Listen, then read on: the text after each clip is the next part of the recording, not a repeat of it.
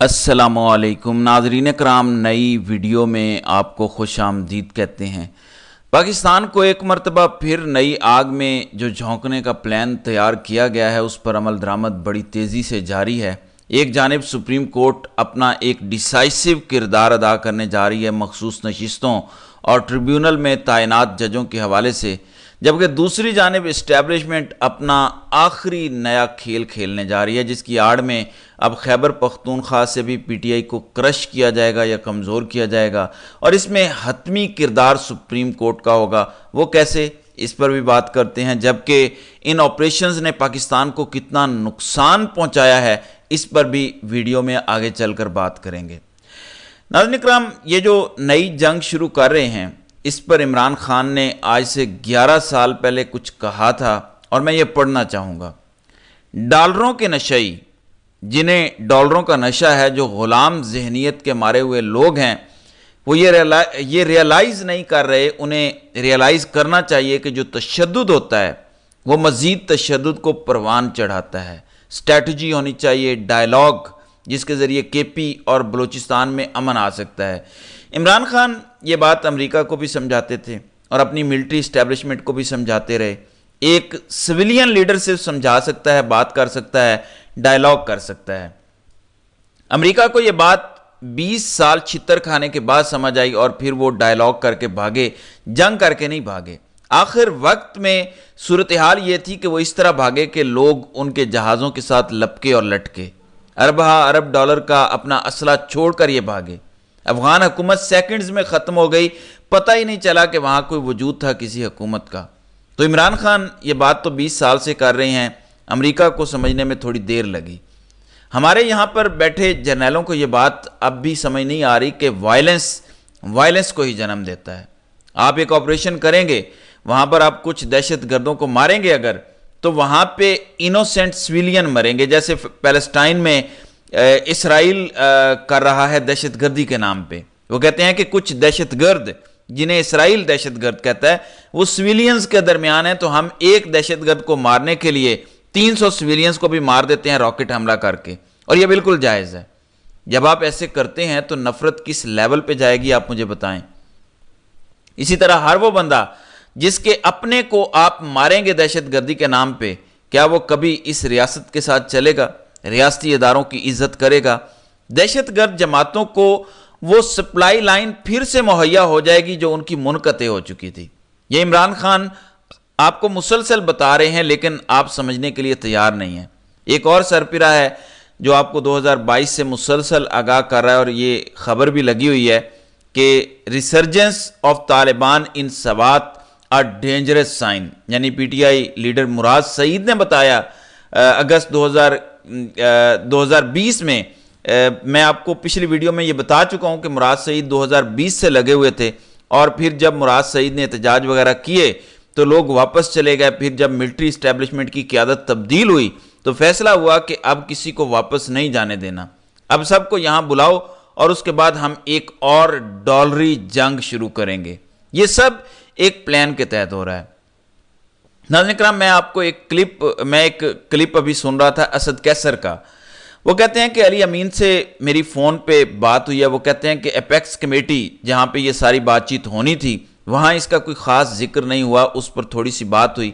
इस पर वो कहते हैं कि चलें मैं आपसे मुलाकात करता हूँ, फिर देखते हैं कि हम क्या लाहे अमल देंगे। क्योंकि खैबर पख्तूनख्वा से ताल्लुक़ रखने वाले तमाम MPAs और MNAs मुत्तफ़िक हैं इस बात पर कि अब ऑपरेशन नहीं होना चाहिए। अगर सारे अवामी नुमाइंदे ये कह रहे हैं कि ऑपरेशन नहीं होना चाहिए, तो फिर कोई इदारा इतनी ताकत नहीं रखता कि वो अवाम के खिलाफ जाके ऑपरेशन करे।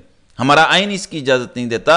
अवामी नुमाइंदे ही मोतबर हैं, और क्योंकि 2/3 अक्सरियत है तहरीक इंसाफ की, उन्हें फौरी तौर पर कानून साजी करनी चाहिए खैबर पख्तूनख्वा में, और वहाँ पे तमाम मामलात को कंट्रोल करना चाहिए, वरना हालात बहुत ख़राब होने जा रहे हैं पाकिस्तान की मिलिट्री इस्टेब्लिशमेंट की जानिब से।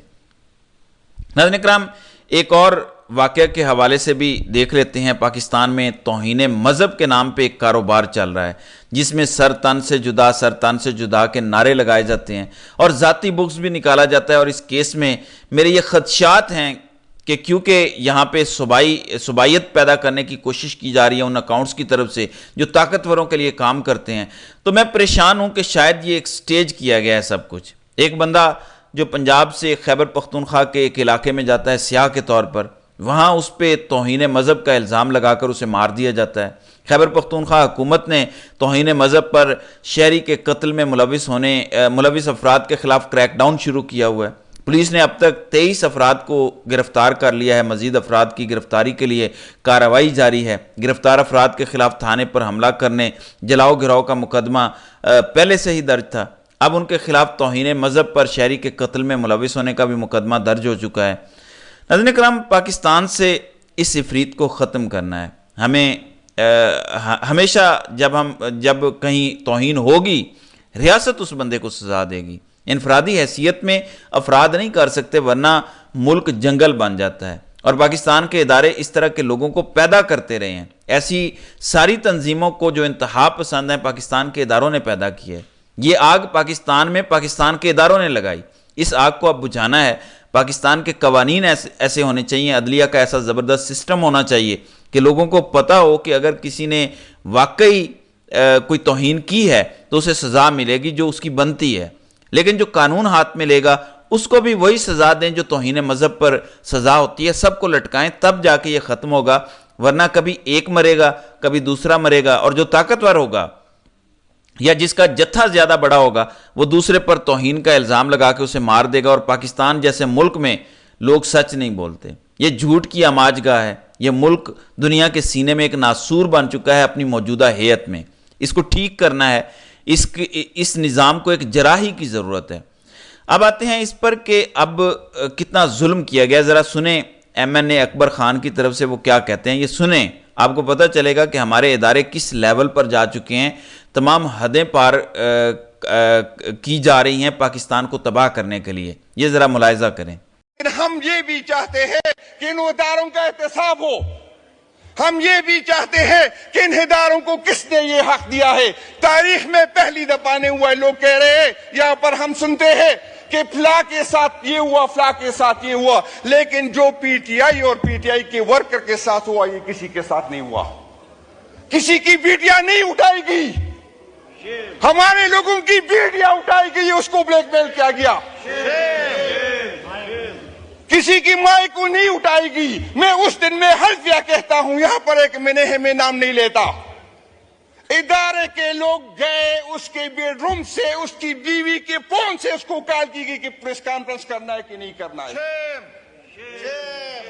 یہ بے غیرتی جی، اس لیول کو چھو چکے ہیں ہمارے ادارے کے جو لوگ پی ٹی آئی نہیں چھوڑ رہے تھے ظلم و جبر کے باوجود، ان کی بیویوں کے بیڈ رومز میں گھس کے ان کی غیر موجودگی میں انہی کی بیویوں کے فون استعمال کر کے کہا کہ ہم ادھر کھڑے ہیں، بتاؤ پارٹی چھوڑ رہے ہو اور پریس کانفرنس کر رہے ہو یا نہیں۔ ایسی بھی پریس کانفرنسز کروائی گئی ہیں اداروں کی جانب سے۔ آپ مجھے بتائیں اس کو کیا نام دیا جائے؟ جو لوگ اس لیول پر جا کر نفرت کے بیج لوگوں میں بو رہے ہیں، کیا یہ پاکستان میں کوئی بڑی جنگ لڑیں گے، دہشت گردی ختم کریں گے، اللہ کا کوئی کام کریں گے؟ یہ ہو ہی نہیں سکتا۔ ایک طرف آپ یہ کام کریں، دوسری طرف اللہ کا کام کریں، یہ ممکن نہیں ہے، ایسے نہیں ہوتا۔ وہ اور لوگ ہیں جو اللہ کی جنگ لڑتے ہیں، جو اللہ کا کام کرتے ہیں، وہ اور لوگ ہوتے ہیں، وہ اللہ والے ہوتے ہیں، وہ صرف ان کاموں میں جان دینے کی بات کرتے ہیں جس سے انسانیت کا بھلا ہوتا ہے، جس سے فساد فی الارض ختم ہوتا ہے۔ یہ تو خود فساد فی الارض پھیلانے والے ہیں۔ اگر پاکستان میں انڈیپینڈنٹ انکوائریز ہوں، صرف پچھلے 2 سال کی انکوائریز ہو جائیں، صرف پچھلے 2 سال کی، 76 سال کو چھوڑ دیں، تو فساد فی الارض پھیلانے کے جرم میں ان کے کتنے ہی لوگ ٹانگے جائیں۔ تو یہ کوئی مذاق نہیں ہے جو انہوں نے کیا ہے۔ ناظرین اکرام، آخر میں صرف اتنا کہوں گا کہ تحریک انصاف کو بھی ہوش کے ناخن لینے چاہیے۔ بند کمروں میں کوئی کرنیل صاحبان، جو بھی جس کسی کے ہینڈلرز ہیں، وہ جو مرضی کہانیاں آپ کو سنائیں، اس آپریشن کا آپ نے ساتھ دے دیا تو آپ خیبر پختونخوا کے لوگوں کے ساتھ غداری کریں گے، اور وہ غداری معاف نہیں کرتے، یہ یاد رکھیے گا۔ یہ غداری نہ کیجیے گا کیونکہ عمران خان یہ نہیں مانے گا۔ باہر والی قیادت نے اگر غداری کی تو وہ عوام سے بھی غداری ہوگی، عمران خان سے بھی غداری ہوگی۔ ناظرین اکرام، چین اور آئی ایم ایف نے بقول اسٹیبلشمنٹ کے ایک نمائندے کے جو خود تسلیم کر رہے ہیں، محمد علی دورانی، ایون مشاہد حسین سید بھی دونوں نے کہا ہے کہ چین نے بھی اور IMF نے بھی کہا ہے کہ سیاسی استحکام لے کر آؤ، اور جس کا دونوں نے ترجمہ یہ کیا ہے کہ یہ جو سیاسی پولیٹیکل پریزنرز ہیں ان کو نکالو، یہ مارا ماری ختم کرو، ہیلنگ ٹچ کی ضرورت ہے اس ملک کو۔ یہ ہیلنگ ٹچ نہ آیا تو پاکستان میں کوئی سرمایہ کاری نہیں آ رہی۔ اور اب آپ مجھے بتائیں، یہ جو $100 ارب لانے جا رہے تھے پاکستان، جس وقت ملک میں ایک جنگ شروع ہوگی، کوئی ڈالر لے کر آئے گا؟ یہ جنگ ایک بہانہ ہے طوالت دینے کا، اپنے اقتدار کو اپنی ایکسٹینشن کے لیے راہ ہموار کرنے کے لیے، ورنہ ایک جنگ زدہ ملک میں انویسٹمنٹ نہیں آتی۔ ناظرین اکرام، یہاں جو ڈالر آتے ہیں وہ آپ کے شہداء کے خون کی قیمت کے بدلے آتے ہیں۔ آپ کے سویلین شہداء ہوں یا وردی میں ہمارے بہادر جوان شہداء ہوں، ان کی قیمت پر ڈالر ملتے ہیں، اور ایسے ڈالروں پر یہ قوم نہیں تھوکتی۔ جو ڈالروں کے پجاری ہیں ان کو آج بھی یہی پیغام ہے کہ ایک اور ڈالری جنگ میں پاکستان کو مت پھنسائیں اور عمران خان کو آزاد کریں، یہ مسئلہ وہ حل کر لے گا۔